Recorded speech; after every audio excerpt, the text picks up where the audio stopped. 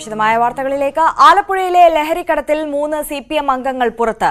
വലിയമരം പടിഞ്ഞാറെ ബ്രാഞ്ച് അംഗങ്ങളായ വിജയകൃഷ്ണൻ, സിനാഫ്, റഫ്സൽ എന്നിവരെയാണ് പുറത്താക്കിയത്. കഴിഞ്ഞ ഓഗസ്റ്റിൽ 45 ലക്ഷം രൂപയുടെ ലഹരി വസ്തുക്കൾ കടത്തിയ കേസിലാണ് നടപടി. ശരണ്യ സ്നേഹജൻ കൂടുതൽ വിവരങ്ങൾ നൽകും. ശരണ്യ, കഴിഞ്ഞ വർഷം നടന്ന ഒരു ലഹരിക്കടത്തുമായി ബന്ധപ്പെട്ട കേസിലാണ് ഇന്നിപ്പോൾ നടപടിയുണ്ടായിരിക്കുന്നത്. 3 അംഗങ്ങളെയാണ് പാർട്ടി പുറത്താക്കിയിരിക്കുന്നത്. വിശദാംശങ്ങൾ. തീർച്ചയായും അത്തരത്തിലൊരു സംഘടനാ നടപടി തന്നെയാണ് ഇപ്പോൾ CPM-ന്റെ ആലിശ്ശേരി ലോക്കൽ കമ്മിറ്റിയുടെ ഭാഗത്തു നിന്ന് ഉണ്ടായിട്ടുള്ളത്. ആലിശ്ശേരി ലോക്കൽ കമ്മിറ്റിയുടെ പരിധിയിൽ വരുന്ന വലിയമരം ബ്രാഞ്ചിലെ 3 പാർട്ടി പ്രവർത്തകരെയാണ്, CPM അംഗങ്ങളെയാണ് ഇപ്പോൾ ലഹരിക്കടത്ത് കേസുമായി ബന്ധപ്പെട്ട സംഘടനാ നടപടിയെടുത്ത് പാർട്ടി പുറത്താക്കിയിരിക്കുന്നത്. ഈ സംഘടനാ നടപടിക്ക് ആസ്പദമായ സംഭവം ഓഗസ്റ്റ് 24-ലാണ് ഉണ്ടായിട്ടുള്ളത്. കഴിഞ്ഞ ഓഗസ്റ്റ് 24-ന് കരുനാഗപ്പള്ളിയിലേതിന് സമാനമായ രീതിയിൽ ആലപ്പുഴയിൽ നിന്നും ലഹരി കടത്തിയ വണ്ടി പിടിച്ചിരുന്നു. അത് ഇതുപോലെ തന്നെ പച്ചക്കറി വാഹനത്തിനുള്ളിൽ നിരോധിത പുകയില ഉൽപ്പന്നങ്ങൾ കടത്തിക്കൊണ്ടു പോകുന്നതാണ് പോലീസ് കണ്ടെത്തുകയും സൗത്ത് പോലീസ് ₹1 കോടി രൂപയുടെ ലഹരി കടത്ത് കേസ് രജിസ്റ്റർ ചെയ്യുകയും ചെയ്തിരുന്നു. ഈ സംഭവത്തിൽ അറസ്റ്റിലായിട്ടുള്ള വിജയകൃഷ്ണൻ, റഫ്സൽ, ഒപ്പം തന്നെ ഇവർക്ക് വേണ്ടി ജാമ്യം നിൽക്കാനായി എത്തിയ സിനാഫ് എന്നിവരെയാണ് ഇന്ന് ആലിശ്ശേരി ലോക്കൽ കമ്മിറ്റി ചേർന്ന് ഇവരെ പുറത്താക്കിയ വിവരം അറിയിച്ചിട്ടുള്ളത്. ഇതിൽ വിജയകൃഷ്ണനും സിനാഫും ഡിവൈഎഫ്ഐ പ്രവർത്തകരും വിജയകൃഷ്ണനും ഒപ്പം തന്നെ സിനാഫും, അതായത് ഇവർക്കായി ജാമ്യം നിന്ന ആളാണ് സിനാഫ്. വിജയകൃഷ്ണൻ ആലിശ്ശേരി മേഖലാ ട്രഷററാണ് ഡിവൈഎഫ്ഐയുടെ. ഒപ്പം തന്നെ സിനാഫ് ഡിവൈഎഫ്ഐയുടെ ആലിശ്ശേരി മേഖലാ സെക്രട്ടറിയുമായിരുന്നു. അതായത് ലഹരിക്കടത്ത് കേസിൽ അറസ്റ്റിലായ റഫ്സലും വിജയകൃഷ്ണനും ഇവർ CPM പ്രവർത്തകരായിരുന്നു എന്നുള്ളതാണ്. പക്ഷേ കഴിഞ്ഞ ഓഗസ്റ്റ് 24-ന് ഈ സംഭവം നടന്നിട്ടും ഇത്രയും നാളും, അതായത് നമ്മൾ ന്യൂസ് 18 ആണ് ഈ വിവരങ്ങൾ, അതായത് ഇവർ CPM ബന്ധമുള്ള ആളുകളാണ്, CPM പ്രവർത്തകരാണ് എന്നുള്ള വാർത്ത പുറത്തുവിടുന്നത്. അതിനുശേഷമാണ് ഇപ്പോൾ ഒരു സംഘടനാ നടപടിയിലേക്ക് നീങ്ങാൻ പോലും CPM നേതൃത്വം തയ്യാറായിരിക്കുന്നത് എന്നുള്ളതാണ്. അതായത് ഈ കേസിനകത്ത് ഇവരെ ഇറക്കാനായി എത്തിയ ആളുകൾ ഉൾപ്പെടെ CPM പ്രവർത്തകരായിരുന്നു എന്നുള്ള വിവരമാണ് നമ്മൾ പുറത്തുവിട്ടത്. മാത്രമല്ല, ഈ കരുനാഗപ്പള്ളി കേസിൽ അറസ്റ്റിലായിരിക്കുന്ന ഇജാസും അന്ന് ഓഗസ്റ്റിൽ നടന്ന കേസിൽ ഇജാസ് അന്നും പിടിക്കപ്പെട്ടിരുന്നു. പക്ഷേ ഇജാസിനെ പുറത്താക്കിയതും കഴിഞ്ഞ ദിവസങ്ങളിൽ മാധ്യമങ്ങൾ വാർത്ത വന്നതോടുകൂടി കരുനാഗപ്പള്ളി കേസ് വന്നതോടാണ് ഇജാസിനെ പുറത്താക്കാൻ പോലും CPM അന്ന് തയ്യാറായിട്ടുള്ളത്. എന്തായാലും ഈ വിഷയവുമായി ബന്ധപ്പെട്ട സംഘടനാ നടപടികളിലേക്ക് CPM നീങ്ങുന്നു എന്നുള്ളതിന്റെ പ്രത്യക്ഷത്തിലുള്ള ഉദാഹരണമാണ് ഇപ്പോൾ ആലിശ്ശേരിയിലൊക്കെ ഉണ്ടായിട്ടുള്ള ഈ സംഘടനാ നടപടി. ഇവരെല്ലാവരും തന്നെ, അതായത് ഇപ്പോൾ നടപടി നേരിട്ടുള്ള എല്ലാവരും തന്നെ ഷാനവാസിന്റെ പിറന്നാൾ ആഘോഷത്തിൽ ആ ടർഫിൽ ഉണ്ടായിരുന്ന ആളുകളാണ്. ഈ ടർഫിലെ 9 ഷെയർ ഹോൾഡേഴ്സിൽ 4 പേരാണ് ഇപ്പോൾ ഈ ലഹരിക്കടത്ത് കേസുമായി ബന്ധപ്പെട്ട അറസ്റ്റിലായിട്ടുള്ള ആളുകൾ എന്നുള്ളതാണ്. ഇതിൽ മറ്റൊരാളുടെ വാഹനവും കരുനാഗപ്പള്ളിയിൽ പിടിച്ചെടുക്കുകയും ചെയ്തിട്ടുണ്ടായിരുന്നു പോലീസ്. അത്തരത്തിൽ അവിടെ വെച്ചാണ് ഷാനവാസിന്റെ പിറന്നാൾ ആഘോഷം നടന്നിട്ടുള്ളത്. എന്തായാലും അടുത്ത ദിവസം പാർട്ടി കമ്മീഷൻ റിപ്പോർട്ട് സമർപ്പിക്കാനിരിക്കെയാണ് ഇപ്പോൾ താഴെത്തട്ടിലുള്ള പ്രവർത്തകർക്കെതിരെയുള്ള നടപടി ഉണ്ടായിട്ടുള്ളത്. കഴിഞ്ഞ ദിവസം ചേർന്ന സെക്രട്ടേറിയറ്റിൽ അടിയന്തരമായി റിപ്പോർട്ട് സമർപ്പിക്കാനായി, അതായത് ലഹരിക്കടത്ത് കേസിൽ റിപ്പോർട്ട് സമർപ്പിക്കാനായി ജില്ലാ സെക്രട്ടറി ആവശ്യപ്പെട്ടിട്ടുണ്ട്. മറ്റ് തെളിവെടുപ്പും മൊഴിയെടുപ്പും അടക്കമുള്ള കാര്യങ്ങളും ആലപ്പുഴയിൽ പുരോഗമിച്ചു വരികയാണ്. അറിയാം ശരണ്യ, അതുതന്നെയാണ് ഈ നിരന്തരം ഇത്തരത്തിൽ ലഹരി ബന്ധങ്ങൾ പുറത്തേക്ക് വരുന്നു ആലപ്പുഴയിലെ CPM അംഗങ്ങളുടെ. ഇപ്പോൾ ഈ കരുനാഗപ്പള്ളിയിലെ വിഷയം കൂടി പുറത്തു വന്നപ്പോഴാണ് കഴിഞ്ഞ വർഷം നടന്ന ഈ ഒരു കേസുമായി ബന്ധപ്പെട്ടും ഈ പ്രതിയായിട്ടുള്ളവരെ പുറത്താക്കാൻ കൂടുതൽ സമ്മർദ്ദം പാർട്ടിക്കുണ്ടായത്.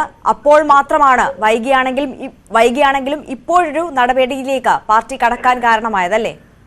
തീർച്ചയായിട്ടും ആര്യ, അത് അങ്ങനെ തന്നെയാണ്. കാരണം മാധ്യമങ്ങളാണ് ഈ ലഹരിക്കടത്തുമായി ബന്ധപ്പെട്ട ഇതിൽ ഉൾപ്പെട്ടിട്ടുള്ള ആളുകൾ CPM പ്രവർത്തകരാണ് എന്നുള്ള വാർത്ത പുറത്തു കൊണ്ടുവരുന്നത്. പ്രത്യേകിച്ച് ഇജാസ് കരുനാഗപ്പള്ളിയിൽ അറസ്റ്റിലായ ആദ്യഘട്ടത്തിൽ ഈ കേസ് പുറത്തു വരുമ്പോൾ ഷാനവാസ്, CPM ഏരിയ സംഘാംഗമായ ഷാനവാസിന്റെ വാഹനം പിടിച്ചു എന്നുള്ളത് മാത്രമായിരുന്നു. പക്ഷേ അതിനപ്പുറത്തേക്ക് ഇജാസ് ഉൾപ്പെടെയുള്ളവർ CPM പ്രവർത്തകരാണ് എന്നുള്ള വിവരം പുറത്തു കൊണ്ടുവരുന്നത് ന്യൂസ് 18 ആണ്. അതിനുശേഷമാണ് ഓഗസ്റ്റിൽ ഇത്തരത്തിൽ മറ്റൊരു കേസ് കൂടി സമാനമായ രീതിയിൽ ഉണ്ടായിട്ടുണ്ടെന്നുള്ള വിവരവും നമ്മൾ പുറത്തുവിടുന്നത്. അതിനകത്ത് ഉൾപ്പെട്ടിട്ടുള്ള ആളുകളും വലിയമരം ആലിശ്ശേരി ബ്രാഞ്ച് കമ്മിറ്റിയുടെ കീഴിലുള്ള ഷാനവാസിന്റെ സുഹൃത്തുക്കൾ കൂടിയായ ഇജാസും ഒപ്പം തന്നെ വിജയകൃഷ്ണനും റഫ്സലും അടക്കമുള്ള ആളുകളാണ് എന്നുള്ള വിവരവും നമ്മൾ പുറത്തുവിടുന്നത്.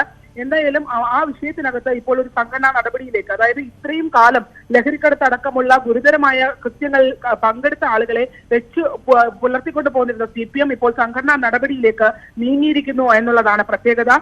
എന്തായാലും ഒരു ശുദ്ധികലശം എന്നുള്ള രീതിയിൽ നടപടിക്രമങ്ങളിലേക്ക് CPM ഇപ്പോൾ കടക്കുന്നു എന്നുള്ളതാണ്. അടുത്ത ദിവസം തന്നെ, അതായത് അടിയന്തരമായി കഴിഞ്ഞ സെക്രട്ടേറിയറ്റിൽ അടിയന്തരമായി ഈ വിഷയത്തിനകത്ത് നടപടിയെടുക്കുന്നതിന് വേണ്ടി അല്ലെങ്കിൽ സംഘടനാ റിപ്പോർട്ട് സമർപ്പിക്കുന്നതിന് വേണ്ടി കമ്മീഷനോട് ജില്ലാ സെക്രട്ടറി ആവശ്യപ്പെടുകയും ചെയ്തിരുന്നു. പക്ഷേ നിലവിലത്തെ ഒരു ആലപ്പുഴയിലെ സാഹചര്യം വെച്ചിട്ട് ഒരു ഗ്രൂപ്പിസത്തിന്റെ മറവിൽ, അതായത് വിഭാഗീയത ഉണ്ട് എന്ന് വരുത്തി തീർത്തുകൊണ്ട് അതിന്റെ മറവിൽ ഈ ലഹരിക്കടത്ത് വിഷയം മറികടന്ന് കൊണ്ടുപോകാനുള്ള ഒരു ശ്രമവും ആലപ്പുഴയിൽ നടക്കുന്നുണ്ട്. അതിന്റെ ഭാഗമായി ഷാനവാസ് അടക്കമുള്ള ആളുകൾ PBക്ക് പരാതി നൽകിയെന്നടക്കമുള്ള വലിയ പ്രചരണവും ആലപ്പുഴയിൽ സംഘടിപ്പിക്കുകയും ഒപ്പം തന്നെ ഇതിൽ കർശന നിലപാടെടുത്ത CPMന്റെ ജില്ലാ സെക്രട്ടറി നാസർ ഉൾപ്പെടെയുള്ളവർ മറ്റ് വിഭാഗീയതയുടെ താല്പര്യങ്ങളുടെ പുറത്താണ് ഇങ്ങനെ ഒരു ആരോപണം കൊണ്ടുവന്ന് അടക്കമുള്ള ഒരു പ്രചരണം സംഘടിപ്പിക്കാനും ഒക്കെ ശ്രമം ആലപ്പുഴയിൽ നടക്കുന്നുണ്ട്. അത്തരം രാഷ്ട്രീയമായ നീക്കങ്ങൾ നടക്കുന്നതിനിടയിലാണ് ഇപ്പോൾ 3 പ്രവർത്തകരെ, CPM പ്രവർത്തകരെ ലഹരിക്കടത്ത് കേസിൽ പാർട്ടി പുറത്താക്കിയിരിക്കുന്നത്. ആര്യ, തീർച്ചയായും ശരണ്യ സ്നേഹജനാണ് വിവരങ്ങൾ നൽകിയത്. വൈകിയാണെങ്കിലും ആലപ്പുഴയിലെ കഴിഞ്ഞ വർഷം നടന്ന ലഹരിക്കടത്ത് കേസുമായി ബന്ധപ്പെട്ട 3 CPM അംഗങ്ങളെ പുറത്താക്കിയിരിക്കുന്നു. കുട്ടനാട്ടിലെ CPMലെ കൂട്ടരാജിയെ തുടർന്നുള്ള പ്രതിസന്ധി പരിഹരിക്കുന്നതിനുള്ള അനുരഞ്ജന യോഗം പുരോഗമിക്കുന്നു. പ്രവർത്തകരുടെ പരാതികൾ കേൾക്കുവാനായി ചുമതലപ്പെടുത്തിയിട്ടുള്ളത് ജില്ലാ സെക്രട്ടേറിയറ്റ് അംഗങ്ങളെയാണ്. തുടർന്ന് കുട്ടനാട് ഏരിയയ്ക്ക് കീഴിലുള്ള 10 ലോക്കൽ കമ്മിറ്റികളും ചേരും. കഴിഞ്ഞ ഡിസംബർ 29-ന് രാമങ്കരിയിലാണ് വിഭാഗീയ പ്രവർത്തനങ്ങൾക്ക് തുടക്കം കുറിക്കുന്നത്.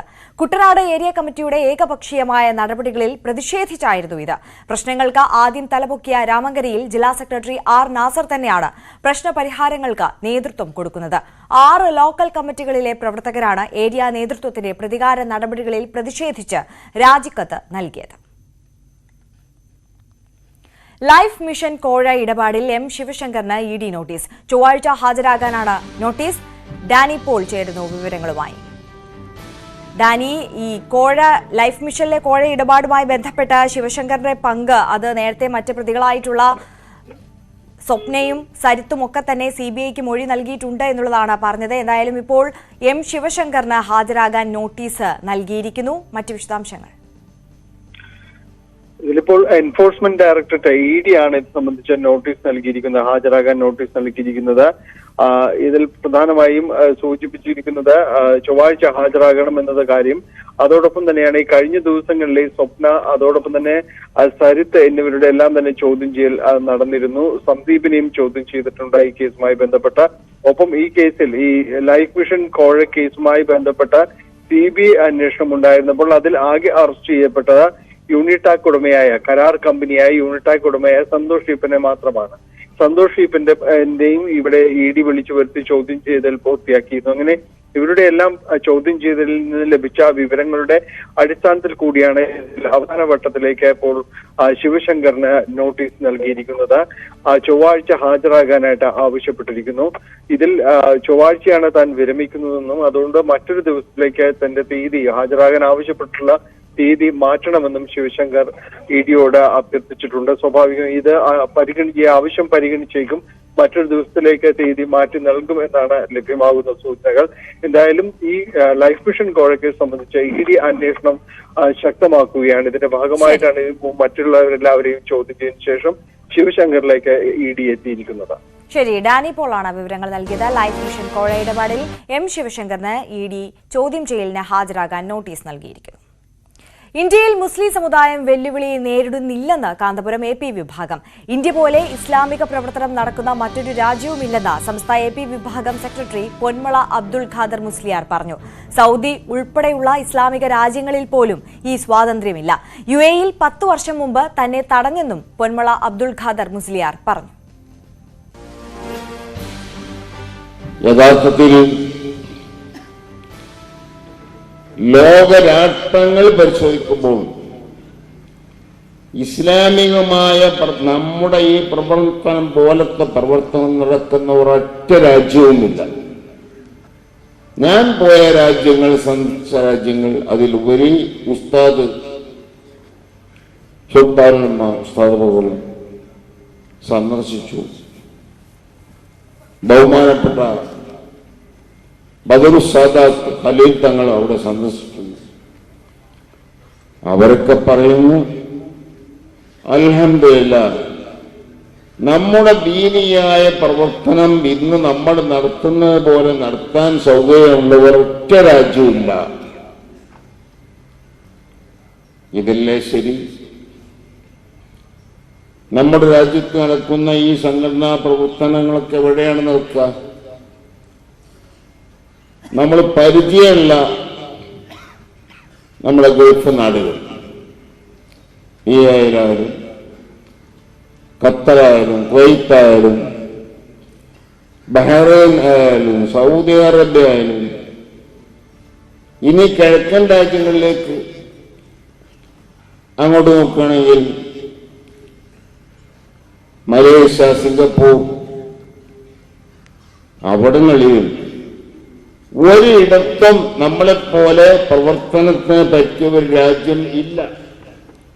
അതല്ലേ ശരി? മുസ്ലിംകൾക്കെതിരെ ഇന്ത്യക്കകത്തും പുറത്തുമുള്ള തെറ്റിദ്ധാരണയ്ക്ക് കാരണം സമുദായമെന്ന Hajj committee chairman C Muhammad Faizi. സർക്കാരിനെയോ മറ്റ് സംഘടനകളെയോ കുറ്റപ്പെടുത്തിയിട്ട് കാര്യമില്ലെന്നും സമുദായം തിരുത്തേണ്ടത് തിരുത്തണമെന്നും അദ്ദേഹം പറഞ്ഞു. നമ്മൾ ഇന്ത്യൻ ജനത എന്നതാണ് സമ്മേളനത്തിന്റെ പ്രമേയം. ധാരാളം തെറ്റിദ്ധാരണകൾക്കു മധ്യേയാണ് ഇന്ന് മുസ്ലിമീങ്ങൾ ഉള്ളത്. ഇന്ത്യയിലും പുറത്തും ആ തെറ്റിദ്ധാരണകൾ വർദ്ധിക്കുവാനുള്ള കാരണം സമുദായത്തിലെ അംഗങ്ങളായ നാം വിവേകപൂർവം പ്രവർത്തിക്കാത്തതാണ്. ഗവൺമെന്റിനെയോ മറ്റു സംഘടനകളെയോ കുറ്റപ്പെടുത്തുന്നതിനു പകരം തിരുത്തേണ്ടത് തിരുത്തുകയും മറ്റുള്ളവർക്ക് ബോധ്യപ്പെടുത്തേണ്ടത് ക്രമപ്രകാരം ബോധ്യപ്പെടുത്തുകയും ചെയ്യുന്ന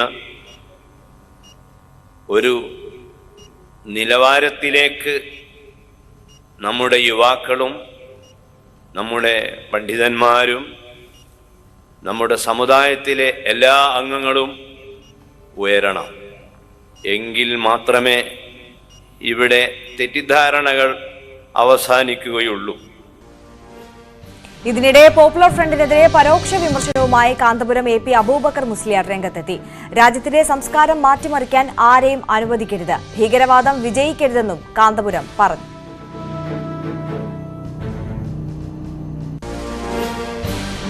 അക്രമങ്ങളും അനീതികളും പ്രവർത്തിച്ചുകൊണ്ട് ഇവിടെ ഭീകരതയും നാശവും സൃഷ്ടിക്കാൻ ശ്രമിക്കുന്നവരെ നാം യുക്തിയുക്തമായി ഇദ്ദേഹത്തെ വാളുകൊണ്ടും കുന്നുകൊണ്ടുമല്ല, മറിച്ച് വിദ്യാഭ്യാസത്തിലൂടെയും നല്ല തൊഴിലിലൂടെയും നല്ല വർഗത്തിലൂടെ അവരെ നേരിടുക. അവരെ വിജയിപ്പിക്കാൻ പാടില്ല. അവരെ വിജയിക്കാതിരിക്കണമെങ്കിൽ ഇവിടെ വിദ്യാഭ്യാസ എല്ലാ പുരോഗതികളോടും ഇവിടെ ജനിച്ചു വരുന്ന എല്ലാ വിദ്യാഭ്യാസ രംഗത്ത് പുരോഗതിയിലേക്ക് കടന്നു വരും. അങ്ങനെ കടന്നു വരുമ്പോൾ ഈ പറയുന്ന ഭീകരതകൾ, തീവ്രവാദികൾ ഒന്നും പൊന്തി വരികയില്ല.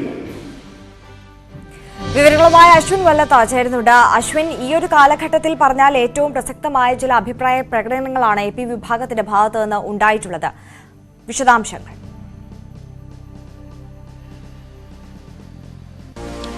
ആര്യ, പൊതുവിൽ പ്രചരിപ്പിക്കപ്പെടുന്നത് പോലെ ഇന്ത്യയിൽ മുസ്ലിം സമുദായം അത്തരത്തിലുള്ള വെല്ലുവിളികൾ നേരിടുന്നില്ല എന്ന് പറഞ്ഞു വെക്കുകയാണ് കാന്തപുരം AP വിഭാഗം നേതാക്കൾ.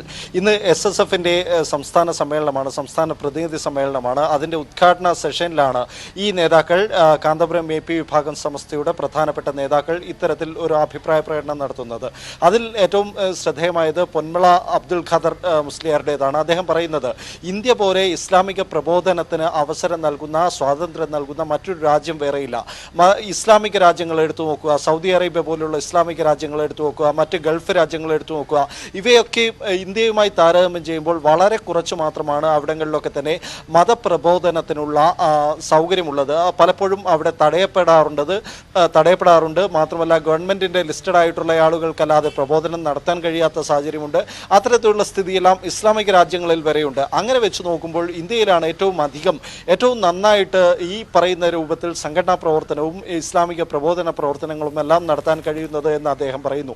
ഇത് പ്രസക്തമാവുന്നത് ഇന്ത്യയിൽ മുസ്ലിം സമുദായം വെല്ലുവിളി നേരിടുന്നു എന്നുള്ള തരത്തിലുള്ള അത്തരത്തിലുള്ള പ്രചാരണങ്ങളും അത്തരം ഒരു പ്രസ്താവനകളും ഒക്കെ വരുന്ന സാഹചര്യത്തിൽ കേരളത്തിലെ ഏറ്റവും പ്രധാനപ്പെട്ട ഒരു സുന്നി ഫ്രാക്ഷൻ തന്നെ ഒരു നിലപാട് സ്വീകരിക്കുന്നു എന്നുള്ളിടത്താണ് കാന്തപുരം AP വിഭാഗം ഇന്ത്യയിൽ അത്തരത്തിൽ മുസ്ലിം സമുദായം ഒരു വെല്ലുവിളിയും നേരിടുന്നില്ല എന്ന് തന്നെയാണ് കാന്തപുരം AP വിഭാഗം സംസ്ഥയുടെ സംസ്ഥാന സെക്രട്ടറി തന്നെ വ്യക്തമാക്കുന്നത്. മറ്റൊന്ന് ഏറ്റവും പ്രധാനപ്പെട്ട കാര്യം ഈ ഹജ്ജ് കമ്മിറ്റി ചെയർമാൻ കൂടിയായിട്ടുള്ള C. മുഹമ്മദ് ഫൈസിയുടെ പ്രസ്താവനയാണ്. അവിടെ ശ്രദ്ധിക്കേണ്ടത് അദ്ദേഹം പറയുന്നത് ഈ സമുദായത്തെക്കുറിച്ച് പലയിടത്തും തെറ്റിദ്ധാരണകളുണ്ട്. ആ തെറ്റിദ്ധാരണകൾക്ക് കാരണം സമുദായത്തിനകത്ത് നിന്ന് തന്നെയുള്ള കാര്യങ്ങളാണ്, അല്ലെങ്കിൽ സമുദായത്തിനകത്ത് നിന്ന് തന്നെയുള്ള ചില പ്രവൃത്തികളാണ് ഈ തെറ്റിദ്ധാരണയ്ക്ക് കാരണം. ഈ തെറ്റിദ്ധാരണ മാറ്റാൻ സമുദായം തന്നെ മുന്നിട്ട് ഇറങ്ങേണ്ടതുണ്ട്. മാത്രമല്ല അതിലെ പണ്ഡിതരും അതിലെ യുവാക്കളുമെല്ലാം തന്നെ ഈ തെറ്റിദ്ധാരണ മാറ്റുന്ന രൂപത്തിലേക്ക് പ്രവർത്തിക്കേണ്ടതുണ്ട് എന്നൊക്കെയുള്ള തരത്തിലുള്ള വിമർശനങ്ങൾ അദ്ദേഹം സ്വയം വിമർശനപരമായി തന്നെ അദ്ദേഹം കാര്യങ്ങളെ കാണുന്നു. അതിന് ഏതെങ്കിലും സർക്കാരിനെയോ സംഘടനകളെയോ കുറ്റപ്പെടുത്തിയിട്ട് കാര്യമില്ല എന്നുകൂടി അദ്ദേഹം പറയുന്നിടത്ത് ഇത് പ്രസക്തമാവുന്നുണ്ട്. കാരണം അദ്ദേഹം ഈ കാന്തപുരം AP വിഭാഗം സംഘടനാ നേതാവ് മാത്രമല്ല, അദ്ദേഹം സംസ്ഥാന സർക്കാരിൻ്റെ പ്രതിനിധി കൂടിയായിട്ടുള്ള ഹജ്ജ് കമ്മിറ്റി ചെയർമാൻ കൂടിയാണ്. അങ്ങനെയുള്ളിടത്താണ് അദ്ദേഹം പറയുന്നത് ഈ സമുദായം ഉള്ളിൽ നിന്നുണ്ടാവുന്ന പ്രശ്നങ്ങൾ സമുദായം തിരിച്ചറിയണം. അദ്ദേഹം പരോക്ഷമായെങ്കിലും ഉദ്ദേശിക്കുന്നത് പോപ്പുലർ ഫ്രണ്ട് പോലെയുള്ള അത്തരത്തിലുള്ള തീവ്രവാദ എലമെന്റുകളെ സമുദായം തന്നെ തിരിച്ചറിയണം എന്നുള്ള നിലയ്ക്കാണ്. തിരുത്തേണ്ടത് സമുദായം തിരുത്തുകയും മറ്റുള്ളവരെ ബോധ്യപ്പെടുത്തുകയും ചെയ്യണം എന്നുകൂടി C. മുഹമ്മദ് ഫൈസി പറയുന്നു.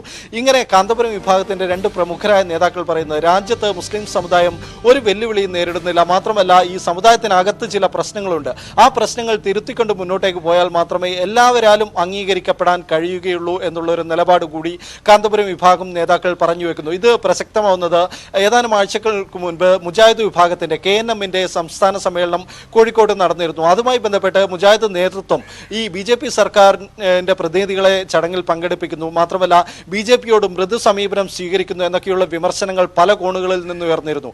എന്നാൽ മുജാഹിദ് പ്രസ്ഥാനം മാത്രമല്ല, അത്തരത്തിൽ ഇന്ത്യയിൽ മുസ്ലിങ്ങൾ വെല്ലുവിളി നേരിടുന്നില്ല എന്നുള്ള മുജാഹിദ് പ്രസ്ഥാനത്തിന്റെ നിലപാട് തന്നെയാണ് തങ്ങൾക്കും എന്നുള്ളിടത്തേക്ക് ഒരു സുന്നി പ്രസ്ഥാനം കൂടി എത്തുന്നു എന്നുള്ളത് തന്നെയാണ് ഏറ്റവും പ്രധാനപ്പെട്ടത്. അത് ഒരുപക്ഷെ വലിയ രാഷ്ട്രീയ ചർച്ചകൾക്ക് വഴിവെച്ചേക്കാം എന്ന കാര്യമാണ്. കാരണം കാന്തപുരം AP വിഭാഗം നമുക്കറിയാവുന്നതാണ്, അവർ ഏറ്റവും അധികം ചേർന്ന് നിന്നിട്ടുള്ളത് കഴിഞ്ഞ കാലത്തെ തെരഞ്ഞെടുപ്പുകളിലെല്ലാം അവർ ചേർന്ന് നിന്നിട്ടുള്ളത് ഇടതുപക്ഷത്തോടൊപ്പമാണ്, LDF-നോടൊപ്പമാണ്. പലപ്പോഴും സർക്കാരുമായി ബന്ധപ്പെട്ട പദവികൾ അവർക്ക് ലഭിക്കാറുണ്ട്. ഈ ഹജ്ജ് കമ്മിറ്റി ചെയർമാൻ ഉൾപ്പെടെയുള്ള പദവികൾ അങ്ങനെ ലഭിച്ചത് തന്നെയാണ്. ഈ C. മുഹമ്മദ് ഫൈസി ഇപ്പോൾ ഈ സമുദായത്തിനകത്ത് നിന്നുള്ള ചില കാര്യങ്ങൾ തന്നെയാണ് ഇത്തരം തെറ്റിദ്ധാരണകൾക്ക് കാരണം എന്ന് പറഞ്ഞ C. മുഹമ്മദ് ഫൈസി ഹജ്ജ് കമ്മിറ്റി ചെയർമാനാണ്. അദ്ദേഹം സമസ്തയുടെ AP വിഭാഗം സമസ്തയുടെ മുഷാവറ അംഗം കൂടിയാണ്. അങ്ങനെ പ്രധാനപ്പെട്ട നേതാക്കൾ തന്നെയാണ് ഇങ്ങനെയുള്ള അഭിപ്രായം പറഞ്ഞത്. അതും SSF-ന്റെ ഉദ്ഘാടന സെഷനിൽ തന്നെയാണ് അത്തരം അഭിപ്രായങ്ങൾ ഉണ്ടായത് എന്നതും ശ്രദ്ധേയമാണ്. മറ്റൊന്ന് കാന്തപുരം AP അബൂബക്കർ മുസ്ലിയാരുടെ തന്നെ പ്രസംഗമാണ്. അദ്ദേഹം പറയുന്നത് ഭീകരവാദത്തിന്റെ എലമെന്റുകളെ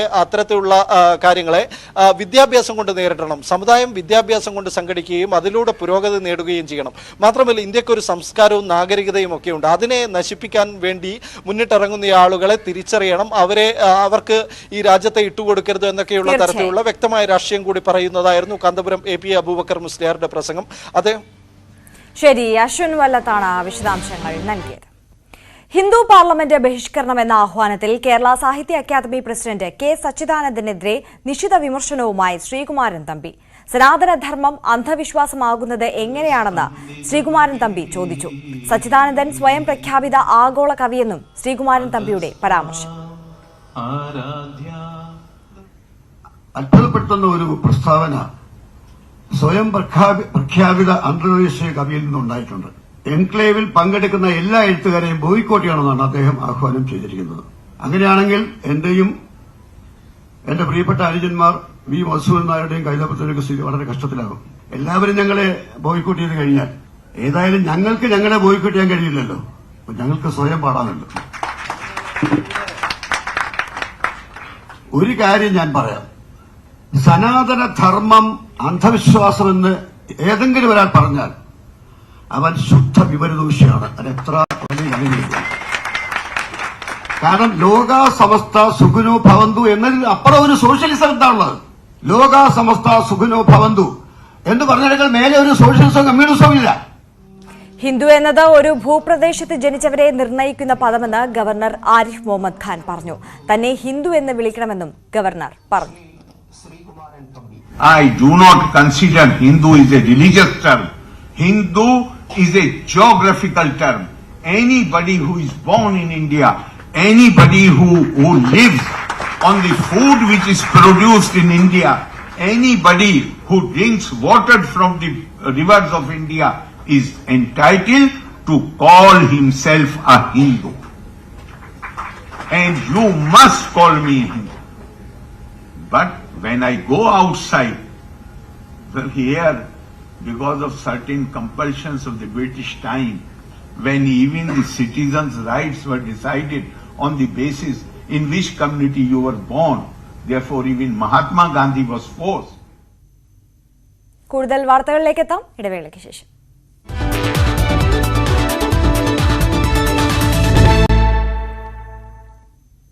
വാർത്തകളിലേക്ക്.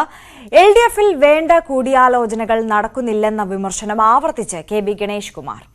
ചർച്ചകൾ നടക്കുന്നില്ല. സംസ്ഥാനത്ത് പദ്ധതികൾ അനുമതി നൽകുന്നതിലും പണം അനുവദിക്കുന്നതിലും പഴയ വേഗമില്ലെന്ന് ഗണേഷ് കുമാർ പറഞ്ഞു.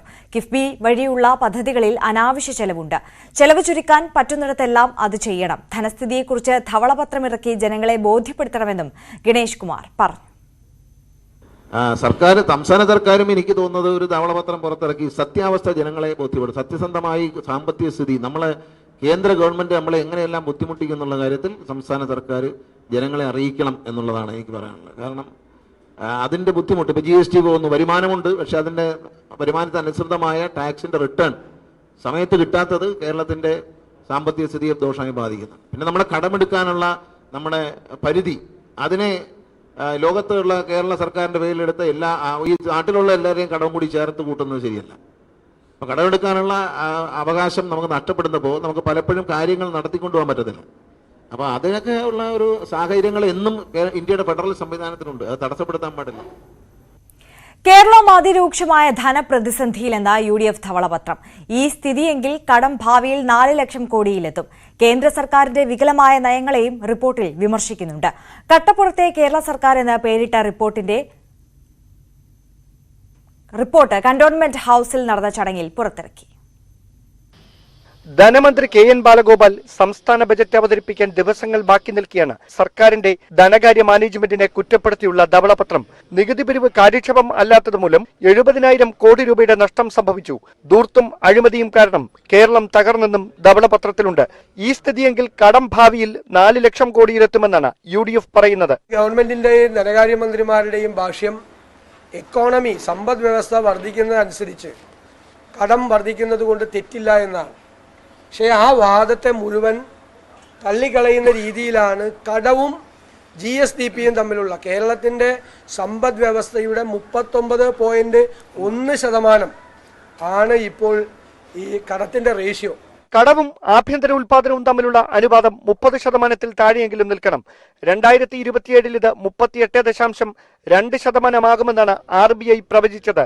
അതും കടന്ന് അനുപാതം 39.1% ധവളപത്രം ചൂണ്ടിക്കാട്ടുന്നു. ഒന്നാം ധവളപത്രത്തിൽ പ്രവചിച്ചതുപോലെ കിഫ്ബി ഇപ്പോൾ നിർജീവമായെന്നാണ് UDF വാദം. മുടങ്ങിയ പദ്ധതികളുടെ വിവരങ്ങളും റിപ്പോർട്ടിൽ അക്കമിട്ട് നിരത്തുന്നുണ്ട്. കേന്ദ്ര സർക്കാരിന്റെ വികലമായ നയങ്ങളെയും റിപ്പോർട്ടിൽ കുറ്റപ്പെടുത്തുന്നു. ന്യൂസ് 18 തിരുവനന്തപുരം. സംസ്ഥാനത്ത് വൈദ്യുതി നിരക്ക് കൂടും. ഇന്ധന സർചാർജായി യൂണിറ്റിന് 9 പൈസ വീതം ചുമത്താൻ KSEBിക്ക് സംസ്ഥാന വൈദ്യുത റെഗുലേറ്ററി കമ്മീഷൻ അനുമതി നൽകി. അടുത്ത മാസം 1 മുതൽ മെയ് 31 വരെയാകും അധിക നിരക്ക് നൽകേണ്ടി വരിക. വൈദ്യുതി ഉൽപാദനത്തിനാവശ്യമായ ഇന്ധനത്തിന്റെ വിലവർധനയിലൂടെ ഉണ്ടാകുന്ന അധിക ചെലവ് തിരിച്ചുപിടിക്കാൻ ഉപഭോക്താക്കളിൽ നിന്ന് ഈടാക്കുന്നതാണ് ഇന്ധന സർചാർജ്. കഴിഞ്ഞ വർഷം ഏപ്രിൽ 1 മുതൽ ജൂൺ 30 വരെ പുറത്തുനിന്ന് വൈദ്യുതി വാങ്ങിയതിന് KSEB അധികമായി നൽകിയത് 87 കോടി രൂപയാണ്. ഇത് സർചാർജായി യൂണിറ്റിന് 14 പൈസ വെച്ച് ഈടാക്കാനുള്ള അനുമതിയാണ് KSEB തേടിയത്. ഹിയറിംഗ് നടത്തിയാണ് നിരക്ക് യൂണിറ്റിന് 9 പൈസയാക്കി റെഗുലേറ്ററി കമ്മീഷൻ നിശ്ചയിച്ചത്. എന്നാൽ 1000 വാട്ട്സ് വരെ കണക്ട് ലോഡ് ഉള്ളതും പ്രതിമാസം 40 യൂണിറ്റിൽ കവിയാതെ ഉപയോഗം ഉള്ളതുമായ ഗാർഹിക ഉപഭോക്താക്കളെ ഇന്ധന സർചാർജിൽ നിന്ന് ഒഴിവാക്കിയിട്ടുണ്ട്. രാജ്യത്ത് നിലനിന്ന കൽക്കരിക്ഷാമം മൂലം വൈദ്യുതി ഉത്പാദന രംഗത്തുണ്ടായ പ്രതിസന്ധിയാണ് കേരളത്തെയും ബാധിച്ചത്. താപവൈദ്യുതി നിലയങ്ങളെല്ലാം ഇപ്പോഴും ഇറക്കുമതി ചെയ്ത കൽക്കരി ഉപയോഗിക്കുന്നുണ്ട്. അതിനാൽ അടുത്ത മാസങ്ങളിലും ഇന്ധന സർചാർജ് ചുമത്താൻ ഇടയുണ്ട്. ആഴ്ചകൾക്ക് മുമ്പാണ് വെള്ളക്കരം വർദ്ധിപ്പിച്ചത്. ബഡ്ജറ്റിലും വലിയ നികുതി നിർദ്ദേശങ്ങളാണ് ജനങ്ങളെ കാത്തിരിക്കുന്നത്. ന്യൂസ് 18 തിരുവനന്തപുരം. ഒരിടവേള കൂടി.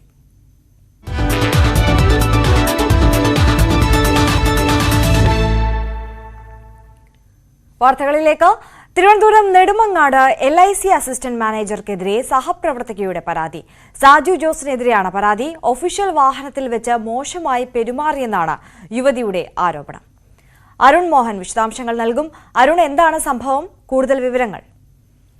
ആര്യ, കഴിഞ്ഞ 21-നായിരുന്നു ഈ പറയുന്ന ആരോപണവുമായി ബന്ധപ്പെട്ട് LIC ജീവനക്കാരിയായ ഒരു യുവതി രംഗത്തെത്തിയത്. നെടുമങ്ങാടിലെ LIC അസിസ്റ്റന്റ് മാനേജർ സാജു ജോസഫിനെതിരെയായിരുന്നു ആരോപണം ഉന്നയിച്ചെത്തിയത്. ഈ പെൺകുട്ടി പൂനെയിലേക്കുള്ള യാത്രയിലേക്ക് സാജുവിന്റെ ഒഫീഷ്യൽ വാഹനത്തിൽ സഞ്ചരിക്കേണ്ടി വന്നു. ഈ സമയത്ത് പെൺകുട്ടിയോട് മോശമായി പെരുമാറി എന്നതായിരുന്നു ആരോപണ പ്രശ്നമായി ചൂണ്ടിക്കാട്ടുന്നത്. ഈ സംഭവം LIC ജീവനക്കാരെയും മറ്റ് മാനേജർ ഉൾപ്പെടെയൊക്കെ അറിയിച്ചെങ്കിലും അതിനുവേണ്ട ഒരു നടപടിയും സ്വീകരിക്കാത്തതുകൊണ്ട് മുഖ്യമന്ത്രിയെ പരാതി സെല്ലിലേക്ക് ഈ വിവരം അറിയിക്കുകയായിരുന്നു. തുടർന്ന് മുഖ്യമന്ത്രി ഓഫീസ് ഇടപെട്ടായിരുന്നു ഇപ്പോൾ കേസെടുത്തിരിക്കുന്നതെന്നാണ് നമുക്ക് മനസ്സിലാക്കാൻ കഴിയുന്നത്. എന്തായാലും നെടുമങ്ങാട് പോലീസ് കേസെടുത്തിട്ടുണ്ട്. ഇദ്ദേഹം സ്ഥിരം ഇത്തരം സ്ത്രീകളോട് മോശമായി പെരുമാറുന്ന ഒരാളാണെന്നും ആരോപണത്തിൽ പറയുന്നുണ്ട്. എന്തായാലും കേസിനെ കുറിച്ച് പോലീസ് അന്വേഷിച്ചു വരുന്നെന്നാണ് നമുക്ക് അറിയാൻ കഴിയുന്നത്. അതേസമയം സാജു ജോസഫ് ഇപ്പോഴും ഒളിവിലാണെന്നാണ് പോലീസ് പറയുന്നത്. ആര്യ, ശരി, അരുൺ മോഹനാണ് വിവരങ്ങൾ നൽകിയത്. തിരുവനന്തപുരം നെടുമങ്ങാട് LIC അസിസ്റ്റന്റ് മാനേജർക്കെതിരെ സഹപ്രവർത്തകയുടെ പരാതി. ഒഫീഷ്യൽ വാഹനത്തിൽ വെച്ച് മോശമായി പെരുമാറി എന്ന് ആരോപിച്ച് സാജു ജോസിനെതിരെയാണ് മുഖ്യമന്ത്രിക്കടക്കം യുവതി പരാതി നൽകിയിരിക്കുന്നത്. കോഴിക്കോട് വടകരയിൽ ഓട്ടോറിക്ഷയിൽ തുപ്പിയ 5 വയസ്സുകാരന്റെ വസ്ത്രമഴിച്ച് വാഹനം തുടപ്പിച്ച സംഭവത്തിൽ ബാലാവകാശ കമ്മീഷൻ സ്വമേധയാ കേസെടുത്തു. കമ്മീഷൻ പോലീസിൽ നിന്ന് റിപ്പോർട്ട് തേടിയിരുന്നു. ചോമ്പാല പോലീസ് കുട്ടിയുടെ മാതാവിന്റെ മൊഴിയെടുത്തു. 2 ദിവസം മുമ്പാണ് സംഭവം. സ്കൂളിലേക്ക് പോകും വഴി 5 വയസ്സുകാരൻ വണ്ടിയിൽ നിന്ന് പുറത്തേക്ക് തുപ്പിയതാണ് പ്രകോപനം. ഞങ്ങൾക്ക് പറഞ്ഞു മനസ്സിലാക്കിയപ്പോ ഇട്ട ഡ്രസ് കൊണ്ട് തുടപ്പിക്കണം. ഞങ്ങൾക്ക് പറഞ്ഞു മനസ്സിലാക്കിയപ്പോ ഇട്ട ഡ്രസ് ഓന്റെ ഡ്രസ് ഉണ്ടല്ലോ തുടപ്പിച്ച് ഞങ്ങൾ ബനിയാനുണ്ട്. ചെറു എനിക്ക് 5 വയസ്സായിക്കുള്ളൂ. അത് മനസ്സിലാക്കി കൊടുത്താൽ പറഞ്ഞാൽ മതി. ഇതെന്താ ഇങ്ങനെ ചെറിയ പൈതലല്ലേ?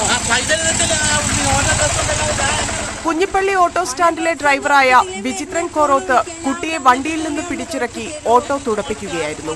മറ്റു കുട്ടികളുടെ മുന്നിൽ വെച്ചാണ് ഷർട്ട് അഴിപ്പിച്ച് വണ്ടി തുടപ്പിച്ചത്. ബുധനാഴ്ച വൈകുന്നേരം മോനെ സ്കൂൾ വിട്ട് വരുന്ന സമയത്ത് സ്കൂൾ വിട്ട് വന്നിട്ട് വണ്ടി കുറച്ച് ദൂരെ നിർത്താൻ അവിടുന്ന് ഇങ്ങോട്ട് വന്നില്ല. വണ്ടി ഇറങ്ങിയിട്ട് മോനെ അവിടെ തന്നെ നിന്നു. മോളിങ്ങോടി വന്ന് മോനെ അവിടെ തന്നെ നിന്നു. അപ്പോൾ എന്താണെന്നറിയാണ്ട് ഞാൻ മോളെ ഇവിടെ ബാത്റൂമിൽ കുളിക്കാൻ കഴിച്ചിട്ട് ഞാൻ അങ്ങോട്ട് പോകുമ്പോഴേക്കും അപ്പുറത്തെ ബേക്കിലെ വീട്ടിലെ അമീർ ഖാൻ എന്ന് പറയുന്ന ആൾ കുട്ടീനെയും കൊണ്ട് ഇങ്ങനെ സോപ്പിട്ടിട്ട് മെല്ലെ ഇങ്ങോട്ട് കൂട്ടിക്കൊണ്ടുവന്നു.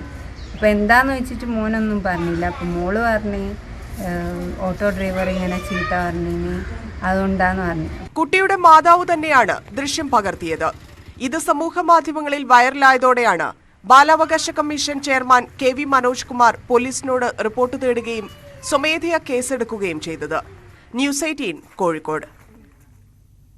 സംസ്ഥാനത്തെ ഏക വനിതാ KSRTC ഡ്രൈവർക്ക് നേരെ യാത്രക്കാരന്റെ ആക്രമണം. കോതമംഗലം കോട്ടപ്പാടി സ്വദേശിനി VP ഷീലയും കണ്ടക്ടർ പട്ടാമ്പി ഓങ്ങല്ലൂർ സ്വദേശി സത്യനാരായണനെയുമാണ് യുവാവ് മർദ്ദിച്ചത്. തൃശൂർ ചാലക്കുടി സൌത്ത് മേൽപ്പാലത്തിന് സമീപമായിരുന്നു സംഭവം. പ്രതിയായ ആലപ്പുഴ കൈനഗിരി രഞ്ജിത്ത് എന്ന യുവാവിനെ യാത്രക്കാരും ജീവനക്കാരും ചേർന്ന് പിടികൂടി പോലീസിൽ ഏൽപ്പിച്ചു. ഞങ്ങൾ ഇന്നലെ കുറ്റ്യാടി സർവീസ് പോയിട്ട് വന്ന വഴി കോട്ടയിൽ വെച്ചിട്ട് ഒരു ആള് കൈ കാണിച്ച് കയറി കഴിഞ്ഞിട്ട് ഞങ്ങൾ അവിടെ നിന്ന് ഇങ്ങോട്ട് പോന്നു കഴിഞ്ഞപ്പോൾ കണ്ടക്ടർ പൈസ ചോദിച്ചു കഴിഞ്ഞപ്പോൾ പുള്ളി പറഞ്ഞു എൻ്റെ കയ്യിൽ പൈസ ഇല്ലാന്ന് പറഞ്ഞു കഴിഞ്ഞപ്പോൾ സാറ് പറഞ്ഞു ടിക്കറ്റ് കൊടുത്തു കഴിഞ്ഞാൽ അപ്പോൾ സാറ് അപ്പോൾ പൈസ ഇല്ലാന്ന് പറഞ്ഞാൽ ശരിയാവണം, ഇങ്ങനെ ടിക്കറ്റിന്റെ പൈസ പോകില്ല എൻ്റെ കയ്യിൽ നിന്ന് എന്ന് പറഞ്ഞു. അപ്പോൾ ഒരു യാത്രക്കാരൻ പറഞ്ഞു ഞാൻ ഇവിടെ ഇറങ്ങിക്കോ, പൈസ ഞാൻ കൊടുത്തോളാം, നീ കണ്ടക്ടറെ ചുറ്റിക്കല്ലേ എന്ന് പറഞ്ഞു. അപ്പോൾ കണ്ടക്ടറോട് നീ എൻ്റെ മുഖത്ത് നോക്കി പൈസ ചോദിച്ചോടാന്ന് ചോദിച്ച് സീറ്റിൻ്റെ ഉള്ളിലേക്ക് ഇങ്ങനെ ചായച്ചിങ്ങനെ നിർത്തിയിട്ട് സാറിൻ്റെ പുറത്തിനിട്ട് നല്ല ഇടിക്കുക. അപ്പോൾ ഞാൻ വേഗം തന്നെ വണ്ടി ഓഫ് ചെയ്തിട്ട് ഞാൻ ചെന്ന് അയാളുടെ കയ്യെ പിടിച്ച വഴി തന്നെ അയാൾ ഇവിടുത്തിനിട്ട് ഇടിച്ച് കഴിഞ്ഞിട്ട് കൈ ഇങ്ങനെ പിടിച്ചിട്ട് ഒരു സീറ്റിലേക്ക് ഇങ്ങനെ ഒറ്റ ഇടിച്ച് ഷർട്ട് ഇങ്ങനെ പിടിച്ച് വലിച്ച് വെച്ചിട്ട് ബട്ടൺസ് എല്ലാം പൊട്ടിപ്പോയി. അപ്പോൾ അങ്ങനെ ഇപ്പോഴത്തേക്ക് ഞങ്ങൾ ആകെ 2 യാത്രക്കാരും അയാളും പിന്നെ വേറെ 2 യാത്രക്കാരും ഞങ്ങൾ മാത്രമേ ഉണ്ടായുള്ളൂ. ആ ചേട്ടന്മാർ ഓടി വന്ന് അയാളെ പിടിച്ചിങ്ങനെ നിർത്തിക്കൊണ്ട് എന്നിട്ട് പറഞ്ഞു, ചേച്ചി വണ്ടി എടുക്കുക നമുക്ക് ഡിപ്പോയിലേക്ക് പോവാം, ഇല്ലെങ്കിൽ ശരിയാവില്ല എന്ന് പറഞ്ഞു. അപ്പം തന്നെ ഞാൻ വണ്ടി അവിടെ നിർത്തുകൊണ്ട് ഇവിടുന്ന് വണ്ടി നിർത്തി. കൊല്ലം കുണ്ടറയിൽ പോലീസിനു നേരെ വടിവാൾ വീശി ഗുണ്ടകൾ, വെടിയുതിർത്ത് പോലീസ്. അടൂർ റെസ്റ്റ് ഹൌസ് മർദ്ദനക്കേസ് പ്രതികളെ പിടിക്കാനെത്തിയപ്പോഴായിരുന്നു നാടകീയ സംഭവങ്ങൾ. പോലീസിനെ വെട്ടിച്ചു കടന്ന പ്രതികൾ കായലിൽ ചാടി നീന്തി രക്ഷപ്പെട്ടു. കേസിലെ മറ്റൊരു പ്രതിയായ ലോറൻസിനെ പോലീസ് പിടികൂടി. ഇന്നലെ അർദ്ധരാത്രിയാണ് കൊച്ചിയിൽ നിന്നുള്ള പോലീസ് സംഘം കുണ്ടറയിൽ എത്തിയത്. അടൂർ റെസ്റ്റ് ഹൌസ് മർദ്ദനക്കേസ് പ്രതികളായ ആന്റണി ദാസിനെയും ലിയോ പ്ലാസിഡിനെയും തേടിയാണ് Kochi Infopark CI Vipin ദാസിന്റെ നേതൃത്വത്തിലുള്ള പോലീസ് സംഘം എത്തിയത്. പടപ്പക്കര കരിക്കുഴിയിലെ ബന്ധുവീട്ടിൽ ആന്റണി ദാസ് ഒളിവിലുണ്ടെന്നായിരുന്നു പോലീസിന് ലഭിച്ച വിവരം. പ്രതികളുടെ തൊട്ടടുത്തെത്തിയ സംഘത്തിന് പക്ഷേ അടിതെറ്റി. പ്രതികൾ പോലീസിനു നേരെ വടിവാൾ വീശി. പഠിച്ച പണി 18 പയറ്റിയിട്ടും പ്രതികളെ പിടിക്കാനാവാതെ വന്നതോടെയാണ് പോലീസ് വെടിയുതിർത്തത്. 4 റൗണ്ട് വെടിവെച്ചെങ്കിലും പ്രതികളെ കുടുക്കാനായില്ല. വെടിവെപ്പ് തുടങ്ങിയതിന് പിന്നാലെ ആന്റണിയും ലിയോയും കായലിൽ ചാടി നീന്തി രക്ഷപ്പെട്ടു. ഇരുവർക്കുമെതിരെ വധശ്രമത്തിന് കേസെടുത്തു. തെരച്ചിൽ തുടരുകയാണെന്നും ആർക്കും പരുക്കില്ലെന്നും പോലീസ് അറിയിച്ചു. നേരത്തെ കാപ്പ ചുമത്തി ഇവർക്കെതിരെ കൊല്ലം റൂറൽ പോലീസ് നടപടി സ്വീകരിച്ചിരുന്നു. അതേസമയം കേസിലെ മറ്റൊരു പ്രതിയായ ലിബിൻ ലോറൻസ് പോലീസ് പിടിയിലായി. ദമ്പതികളെ അടൂർ റെസ്റ്റ് ഹൌസിൽ എത്തിക്കുന്നതിന് മുമ്പ് കുണ്ടറയിൽ വെച്ച് ലിബിൻ മർദ്ദിച്ചിരുന്നു. മർദ്ദനമേറ്റയാൾ കോട്ടയം മെഡിക്കൽ കോളേജ് ആശുപത്രിയിൽ ചികിത്സയിലാണ്. ന്യൂസ് 18 കൊല്ലം. ഹൈക്കോടതി കോഴ വിവാദത്തിൽ 2 മുൻകൂർ ജാമ്യ ഉത്തരവുകൾ തിരിച്ചുവിളിച്ച ഹൈക്കോടതി. അഡ്വക്കേറ്റ് സൈബി കിടങ്ങൂർ ഹാജരായ കേസിലെ ഉത്തരവുകളാണ് തിരിച്ചുവിളിച്ചത്. ജഡ്ജിക്ക് കോഴ നൽകിയാണ് മുൻകൂർ ജാമ്യം നേടിയതെന്ന് കേസിലെ പ്രതി പറയുന്നത് കേട്ടതായി റാന്നി പഞ്ചായത്ത് മുൻ അംഗം ബിനോസി മാത്യു ന്യൂസ് 18നോട് പറഞ്ഞു. അതേസമയം പ്രാഥമിക അന്വേഷണ റിപ്പോർട്ട് ഇന്ന് DGPക്ക് കൈമാറും. കോട്ടയം മാഞ്ഞൂർ പഞ്ചായത്തിൽ അസിസ്റ്റന്റ് എഞ്ചിനീയറെ കൈക്കൂലി വാങ്ങിയതിന് വിജിലൻസ് പിടികൂടി. അജിത് കുമാറിനെയാണ് തെളിവ് സഹിതം വിജിലൻസ് കൈയോടെ പിടികൂടിയത്. 20,000 രൂപയാണ് ഇയാൾ കൈക്കൂലി വാങ്ങിയത്. വിദേശ മലയാളിയിൽ നിന്നും പ്രൊജക്ട് പെർമിഷൻ നൽകുന്നതുമായി ബന്ധപ്പെട്ടാണ് പണം വാങ്ങിയത്.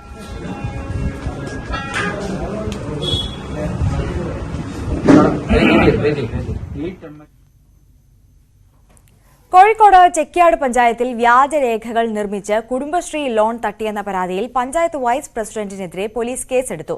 ചെക്കിയാട് പഞ്ചായത്ത് വൈസ് പ്രസിഡന്റും കോൺഗ്രസ് നേതാവുമായ KP കുമാറിനെതിരെയാണ് വളയം പോലീസ് കേസെടുത്തത്.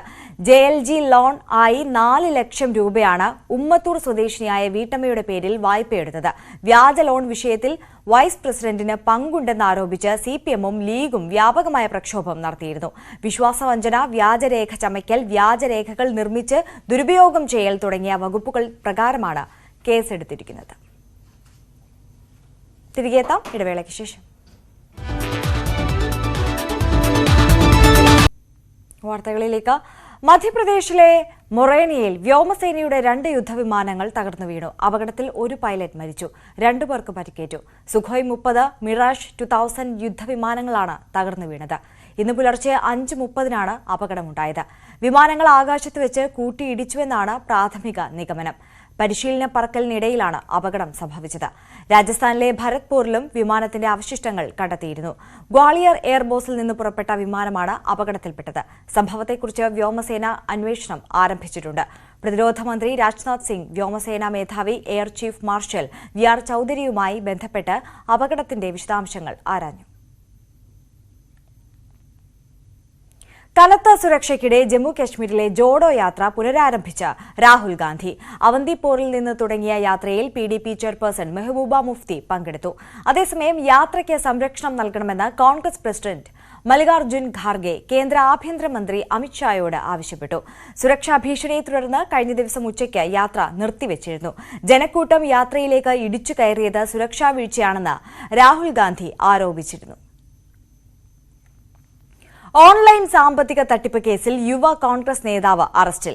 ആലപ്പുഴ സ്വദേശി ശ്രീരാഗ് കമലാസനനാണ് സൈബർ ക്രൈം പോലീസിന്റെ പിടിയിലായത്. ഡൽഹിയിൽ നിന്നാണ് ഇയാൾ പിടിയിലായത്. വിദേശ പഠനത്തിനെന്ന പേരിൽ നിരവധി പേരിൽ നിന്നായി കോടികൾ തട്ടിയെടുത്തതായാണ് ആരോപണം. നിയമസഭാ തെരഞ്ഞെടുപ്പ് നടക്കുന്ന ത്രിപുരയിൽ ഏകപക്ഷീയമായി സ്ഥാനാർത്ഥികളെ പ്രഖ്യാപിച്ച കോൺഗ്രസ്. സിപിഎമ്മുമായുള്ള സീറ്റ് ധാരണയാണ് കോൺഗ്രസ് ലംഘിച്ചത്. 17 സീറ്റുകളിലാണ് കോൺഗ്രസ് സ്ഥാനാർത്ഥികളെ പ്രഖ്യാപിച്ചത്. 43 സീറ്റുകളിൽ സിപിഎമ്മും 13-ൽ കോൺഗ്രസും സ്ഥാനാർത്ഥികളെ മത്സരിപ്പിക്കുമെന്നായിരുന്നു ധാരണ. ഫോർവേഡ് ബ്ലോക്കിന്റെയും ആർഎസ്പിയുടെയും സീറ്റുകളിലേക്കാണ് കോൺഗ്രസ് സ്ഥാനാർത്ഥികളെ പ്രഖ്യാപിച്ചത്. അതിനിടെ ബിജെപിയും 48 സ്ഥാനാർത്ഥികളുടെ ആദ്യ പട്ടിക പുറത്തുവിട്ടു. 5 വർഷത്തിലൊരിക്കൽ നടക്കുന്ന ദേശീയ സേവാ ഭാരതിയുടെ സേവാ സംഗമത്തിന് പാലക്കാട് മുനിസിപ്പൽ സ്റ്റേഡിയത്തിൽ തുടക്കമായി. കൊളത്തൂർ അദ്വൈതാശ്രമം മഠാധിപതി സ്വാമി ചിദാനന്ദപുരി സേവാ സംഗമം ഉദ്ഘാടനം ചെയ്തു. 14 ജില്ലകളിൽ നിന്നായി 4000-ലധികം പേരാണ് സേവാ സംഗമത്തിൽ പങ്കെടുത്തത്. അടുത്ത 5 വർഷത്തേക്കുള്ള പദ്ധതികൾ സമ്മേളനത്തിൽ ചർച്ച ചെയ്യും. സംഗമം നാളെ സമാപിക്കും. മെട്രോമാൻ ഇ ശ്രീധരൻ ഉൾപ്പെടെയുള്ള പ്രമുഖരും സംഗമത്തിൽ പങ്കെടുത്തു. വ്യക്തമായ കാഴ്ചപ്പാടോടുകൂടി നമ്മുടെ സമൂഹത്തിൽ എവിടെ ആവശ്യകതകൾ ഉയരുന്നുവോ അവിടെ അതത് സ്പന്ദനം തിരിച്ചറിഞ്ഞുകൊണ്ട് കഴിഞ്ഞ കാലഘട്ടങ്ങളിൽ സേവാഭാരതി ചെയ്ത സേവന പ്രവർത്തനങ്ങൾ അവയെ സമൂഹ മനസ്സ് അംഗീകരിച്ചു, ആദരിച്ചു. ഈ വാർത്താ ബുള്ളറ്റിൻ പൂർണ്ണമാകുന്നു. നമസ്കാരം.